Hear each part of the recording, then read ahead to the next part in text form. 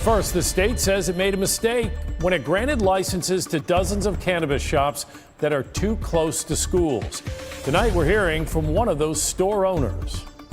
So to just finally be able to open and then get that later, just a couple of weeks later, it was like devastating, right?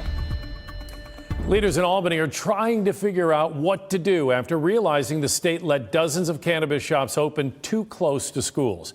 Two of those stores are in Rochester.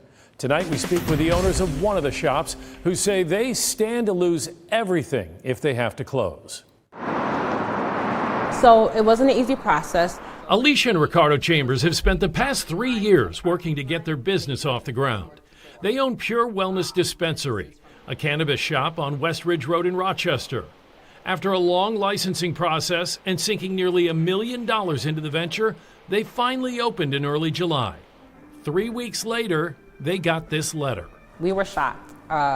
We didn't know what to do. The letter was from the Office of Cannabis Management, and it said their business is in violation of the state's cannabis law based on its location, through no fault of their own.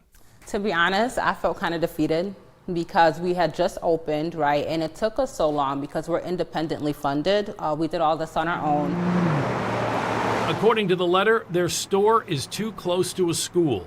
Rise Community School is down the street. According to the law, dispensaries must be at least 500 feet away from a school. Since New York began licensing, the state is measured from door to door.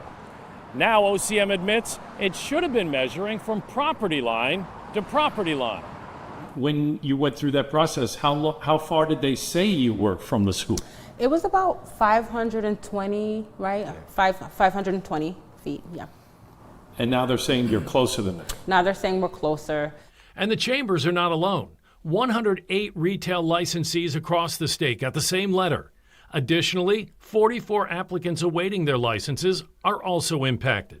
We invested everything into this. So asking us to, kind of move because of a mistake would be asking us to kind of close our doors. Governor Kathy Hochul has placed the blame on the previous OCM leadership, called the mistake a major screw-up, and vowed to push legislation to fix it. OCM declined my request for an interview, but in a follow-up letter last week, Acting Director Felicia Reed told businesses OCM and the governor's office will be looking to the legislature to address this issue as early as possible during the upcoming legislative session. I'm just very hopeful and positive that they're gonna do the right thing here, and let us stay open. Right now, affected stores are being advised they don't have to close or move. There are now 2 legislative bills that would address the problem. One would grandfather the existing businesses so they can remain at their current locations. A second measure would reduce the distance from 500 to 200 feet from a school, the same as liquor stores.